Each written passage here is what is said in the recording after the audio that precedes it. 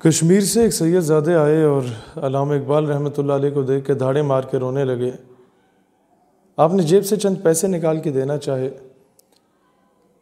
کہ شاید یہ ضرورت مند ہے، حاجت مند ہے، تو وہ کہتے ہیں کہ نہیں، میں ضرورت مند نہیں ہوں، اپنے خواب کی تعبیر پہ رو رہا ہوں۔ علامہ اقبال رحمۃ اللہ علیہ نے ان سے پوچھا کہ آپ نے کون سا ایسا خواب دیکھا؟ تو پیرزادے جو کشمیر سے تشریف لائے وہ جواب دیتے ہیں کہ میں خواب میں دیکھتا ہوں رسول اللہ صلی اللہ علیہ وآلہ وسلم جماعت کرا رہے ہیں، صدیقین، صالحین اور اولیاء کی ایک کثیر تعداد موجود ہے۔ رسول اللہ علیہ السلام جماعت شروع نہیں کراتے، بار بار پیچھے رخ کر کے دریافت کرتے ہیں کیا اقبال آ گیا ہے؟ پھر ایک فقیر کو بھیجا جاتا ہے، اقبال رحمۃ اللہ علیہ کو بلایا جاتا ہے۔ رسول اللہ علیہ السلام اقبال کو اپنے پیچھے دائیں سائڈ پہ کھڑے کر کے تو پھر جماعت کو شروع کراتے ہیں۔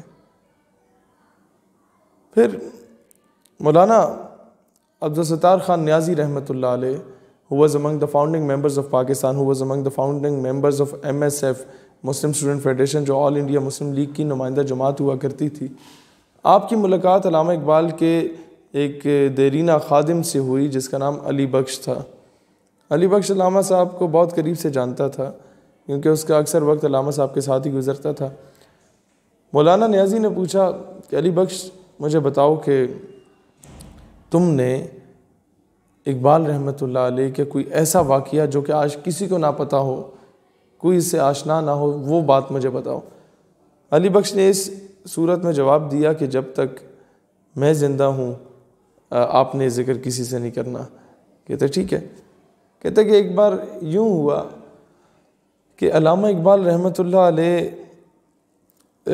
کے پاس ایک مہمان آئے، کافی رات کے 2-3 بج رہے تھے، دیر ہو چکی تھی۔ تو علامہ اقبال نے مجھے کہا علی بخش ذرا بازار میں جاؤ اور لسی لے آؤ۔ تو میں نے یہ پوچھنا چاہا کہ اقبال اس وقت دکان کدھر کھلی ہوگی اور وہ بھی لسی کی دکان۔ خیر کہتا کہ ادباً میں خاموش رہا اور چلا گیا کہ چلو دیکھ آتے ہیں حکم کی تعمیل کرتے ہوئے۔ کہتا میں بازار گیا تو بالکل سنسان تھا، سناٹا تھا، لیکن ایک جگہ سے نور جھلک رہا تھا۔ قریب جاتا گیا تو ایک ایسی عجیب و غریب دکان دیکھی جہاں بہت زیادہ نورانی قسم کی دکان ہے۔ علی بخش کہتا کہ میں جب وہاں گیا تو دیکھا وہ لسی کی دکان تھی۔ میں نے اس لسی دینے والے سے کہا کہ ہمیں دے دیجئے 3 گلاس لسی کے، اور آپ اس طرح کیجئے کہ مجھے بتائیے کتنے کی ہے۔ جب پیسے دینا چاہے تو وہ دکاندار نے کہا کہ اقبال کے ساتھ ہمارا حساب کتاب چلتا رہتا ہے۔ کہتا خیر میں واپس آیا، لسی پیش کی گئی، ان بزرگ کو دی گئی، اور بعد میں اقبال نے کہا ان بزرگ کو رخصت کراؤ۔ جب رخصت کیا تو تھوڑی دیر کے بعد وہ بزرگ اچانک غائب ہو گئے جو اقبال کے مہمان آئے تھے۔ کہتا میں گیا اور اقبال کے قدموں میں گر گیا۔ میں نے کہا مجھے بتائیں یہ کیا ماجرا، میری سمجھ سے بالا تر ہے۔ اس ٹائم پہ ان بزرگ کا ملنے آنا، پھر اچانک غائب ہو جانا، وہ لسی کی دکان کھلے ہونا جس دکان کو میں نے کبھی زندگی میں نہیں دیکھا ایسی دکان، اور اسی بازار سے روزانہ گزر ہوتا ہے، یہ دکان تھی نہیں۔ اقبال رحمۃ اللہ علیہ نے کہا بس یہ راز و نیاز کی بات ہے۔ کہتے نہیں آپ مجھے بتائیں۔ اقبال نے کہا جب تک میں زندہ ہوں تم نے کسی کو نہیں بتانا۔ تو اس شرط پہ بتایا علی بخش کو کہ جو ہستی میرے پاس آئے ملنے یہ خواجہ معین الدین چشتی اجمیری رحمۃ اللہ علیہ تھے، اور جنہوں نے تمہیں وہاں لسی دی وہ اصل میں حضرت داتا علی حجویری رحمۃ اللہ علیہ تھے۔ تو یہ مقام تھے ان ہستیوں کا۔ ایک پیر صاحب تھے، انہوں نے سختی سے منع کیا ہوا تھا کہ کوئی بھی داڑھی منڈا میرے پیچھے نماز نہیں پڑھے گا جس کی داڑھی نہ ہو۔ تو اقبال رحمۃ اللہ علیہ گئے، وہاں جا کے نماز پڑھائے، اور ٹائی بھی پہنی ہوئی تھی، پینٹ کوٹ بھی پہنا ہوا تھا، داڑھی بھی کوئی نہیں، مونچھیں بھی صحیح تاؤں میں دی ہوئی۔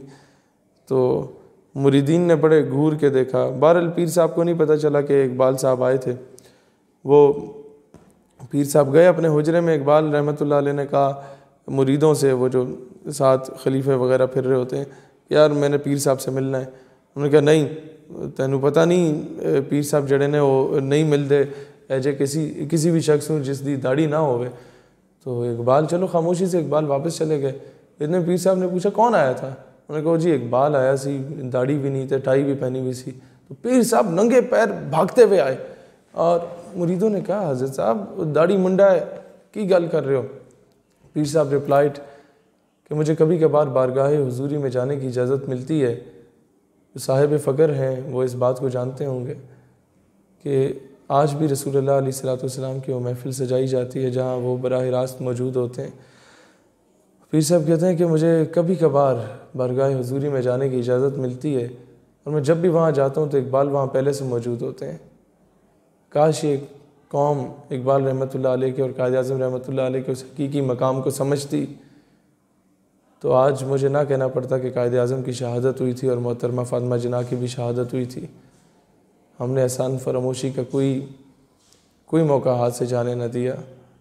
ہم نے ہمیشہ بچپن میں بھی کاپی پینسل پکڑی تو سب سے پہلے قائد اور اقبال کی داڑھی مونچھ بنانا شروع کر دی، کیونکہ ہمیں آج تک ان کا اصل مقام بتایا نہیں گیا تھا۔ پاکستان پائندہ باد۔